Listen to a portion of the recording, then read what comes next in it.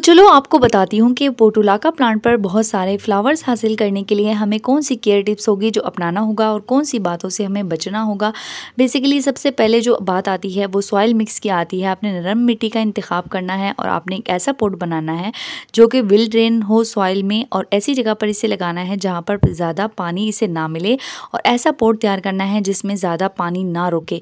तो ये हो गई पॉट्स की केयर टिप्स। और बात करें इसे ज़मीन में लगाने के तरीके के बारे में, तो वहाँ पर ऐसी जगह में आपने लगाना है जहाँ पर बहुत सारे और बड़े पेड़ पौधे ना हों, क्योंकि बड़े पेड़ पौधों को ज़्यादा पानी मिलता है और इस तरीके से इन्हें ज़्यादा पानी की ज़रूरत नहीं होती। तो यहाँ पर ये मैंने बांस के टुकड़े से प्लांटर बना रही हूँ। बेसिकली ये जो है ना छोटे से छोटे पोट्स में भी बहुत अच्छे से ग्रो हो जाते हैं, लेकिन इसके लिए सबसे पहले नरम मिट्टी का इंतखाब करना होगा। यहाँ पर मैंने इतनी नरम मिट्टी ली है कि इसमें कटिंग इजीली मैं डिप कर रही हूँ, तो ये जो है ना लग रही हैं। लेकिन आपने जितना डीप लगाना है कटिंग को, उतनी जल्दी ये इजीली ग्रो हो जाएंगी। और कटिंग लगाने के बाद आपने इसे तेज़ धूप में भी रखना है। कटिंग लगाते वक्त आपने ख्याल रखना है कि डीप करके इसे कटिंग लगानी है। बेसिकली पर्सिलियन प्लांट और मूस रोज़ एक ही वैरायटी के होती हैं और इनकी स्टेम में बहुत ज़्यादा पानी जमा होता है, लिहाजा आपने सिर्फ उस वक्त पानी देना है जब आप पोट्स में कटिंग लगाते हैं। बाद में आपने पानी से नहीं देना और इंतज़ार करना है कि ये ग्रो हो जाएं। जब ये ग्रो हो जाएंगे तो इसमें बहुत सारे फ्लावर्स आएंगे मुख्तलिफ़ कलर्स के और मुख्तलिफ़ वैरायटी के। आप इस तरीके से प्लांट लगा सकते हैं, दीवार पर हैंग कर सकते हैं और ये बहुत ज़्यादा खूबसूरत लगते हैं। तो चलो अब बात करती हूँ बड़े फ्लावर्स की, क्योंकि जो है ना इसमें बड़े फ्लावर्स बहुत ज़्यादा खूबसूरत लगते हैं। बड़े फ्लावर्स मतलब बहुत सारे सीड आप देख सकते हैं, ये पोर्टुलाका प्लांट के सीड हैं, लेकिन मुख्तलिफ़ वैरायटियाँ होती हैं इसमें। कुछ वैरायटियों में सीड नहीं होते, वो कटिंग से सिर्फ ग्रो होते हैं। तो चलो आज एक खाद के बारे में आपको बताती हूँ जो मैं अपने मूस रोज़ प्लांट को और पोर्टुलाका प्लांट को देती हूँ, और ये बहुत ज़्यादा अच्छी होती है। तो ये बेसिकली फीफॉल की जो कैप्सूल होती है वो बेहतरीन खाद होती है मूस रोज़, पोर्टुलाका प्लांट और पर्सिलियन प्लांट के लिए, क्योंकि इनमें काफ़ी ज़्यादा फाइबर की मिकदार पाई जाती है। लेकिन आपके पास अगर फीफॉल की ये गोलियाँ नहीं हैं और आप ये खाद नहीं देना चाहते, बेसिकली मैं तो देती हूँ और इससे बहुत ज़्यादा फ्लावर्स आते हैं, बड़े फ्लावर्स आते हैं। लेकिन अगर आपके पास ये गोलियाँ नहीं अवेलेबल, तो आप जो है ना ये दूसरे तरीके से भी ये खाद बना कर दे सकते हैं। बेसिकली वो आपको फिर केले के छिलके लेने होंगे, ठीक है।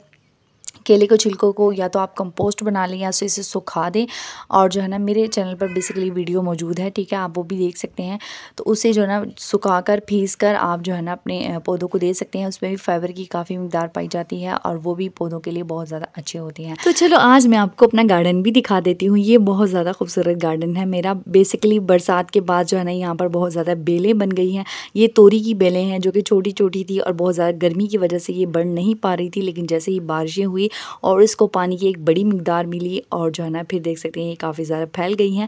तो इसे मैनेज करने के लिए मैं बहुत सारे जो है ना, अब जाहिर सी बात है, देखो अगर पौधे लगाए हैं आपने तो उन्हें जो है ना, ख़ासकर बेलों वाले पौधे, अगर इन्हें मैनेज ना किया जाए और इन्हें एक जगह ना लगाया जाए और इनके लिए छपरी ना बनाई जाए, तो फिर ये जगह जगह फैल जाते हैं और बहुत सारे जो पौधे होते हैं उन्हें धूप नहीं पहुंचती इनकी वजह से, और फिर जो है ना गार्डन का बुरा हाल और जब गार्डन का बुरा हाल हो जाता है तो फिर वक्त से पहले इन्हें हटाना पड़ता है, क्योंकि नीचे जो पौधे हैं उन्हें धूप की कमी हो जाती है। ये पहले भी मेरे साथ हो चुका है, आप वीडियो देख सकते हैं, मेरे चैनल पर मौजूद है।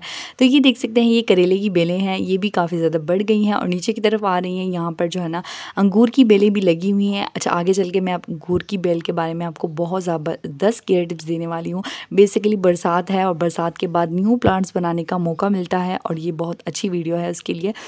तो यहाँ पर जो है ना देख सकते हैं रात की रानी पर भी जो है ना न्यू शाखें आ गई हैं, क्योंकि बरसात के बाद जो है ना इसकी ग्रोथ भी काफ़ी ज़्यादा अच्छी हो गई है। ये देख सकते हैं कितना खूबसूरत सा मूस रोज़ प्लांट निकला है। बेसिकली ये जब मैंने कटिंग की थी तो यहाँ पर मैंने ज़मीन पे कटिंग्स लगा दी हैं। ये देख सकते हैं रात की रानी का प्लांट जो है ना बरसात के बाद देख सकते हैं कितनी अच्छी से न्यू ग्रोथ शुरू हो गई है। बेसिकली जो है ना ये फूल वाले पौधे जो गर्मी में काफ़ी ज़्यादा मुतासर हो जाते हैं, तो उसके बाद इन्हें बरसात में अगर आप खाद दें तो उसके बाद इनकी ग्रोथ बहुत ज़्यादा अच्छी हो जाती है। तो यहाँ पर ये देख सकते हैं ये बहुत सारे पर्सिलियन प्लांट लगे हुए हैं, ये मूस रोज़ की वैरायटी के हैं।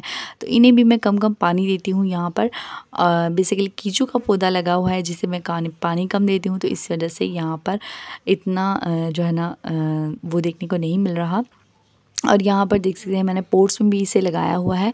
तो यहाँ पर जो है ना बारिश के बाद बहुत ज़्यादा बुरा हाल था, लेकिन फाइनली जो है ना बारिश ख़त्म हुई और जो है ना इसका सबसे ज़्यादा फ़ायदा मुझे हुआ है, मैं समझती हूँ, लेकिन जो है ना इसका सबसे ज़्यादा फ़ायदा जो है ना बेलों वाले पौधों को हुआ है। और अब ये देख सकते हैं तुरई की बेल है, बेसिकली इसे मैंने एक साइड पे लगाया हुआ है ताकि जो है ना इसे फैलने में मदद करे, लेकिन इसके लिए मैं जो है ना आगे चलकर वो बनाने वाली हूँ, क्या कहते हैं उसे, छपरा बनाने वाली हूँ, ताकि जो है ना इन्हें मैनेज करने में आसानी हो।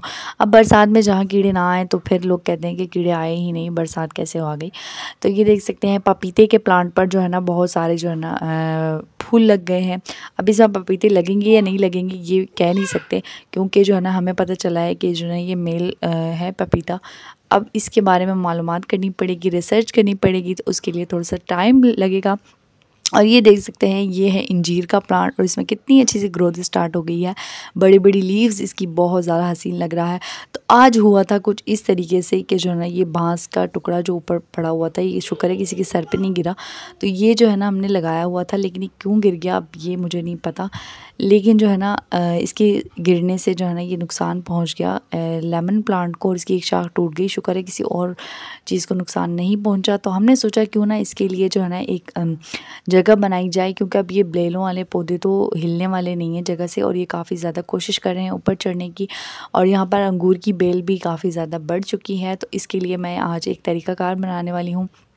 यहाँ पर जो है ना बेसिकली मैं आपको एक चीज़ बताने वाली हूँ। बेसिकली मुझे खुशी हो रही है ये बताते हुए कि यहाँ पर जो है ना रूट्स निकल कर आई थी। अंगूर की बेल है बेसिकली ये, और इसमें रूट्स बहुत सारी बन जाती हैं। अक्सर बेलों वाले पौधों में इस तरह होता है, बरसात के मौसम में, हब्स वाले मौसम में, तो इस तरीके से रूट्स बन जाती हैं। स्टीम की ऊपरी साइड पर आप इस तरीके से बना सकते हैं रूट्स, और फिर इसे कट करके आप न्यू प्लांट बना सकते हैं। बेसिकली आपने कोई कपड़ा लेना है और इसे हल्के से जो है ना लपेट लेना है और उसमें पानी डालते रहना है आपने हर रोज़, और इस तरीके से रूट्स बन जाएंगी। ये सिरा है तो आपने वहाँ पर रूट्स बनानी है जहाँ पर जो है ना आपको देख सकते हैं थोड़ी सी कॉम्प्लेन नज़र आ रही होंगी, तो ये कॉम्पल वाली जगह पर ही आपने कपड़ा लपेटना है।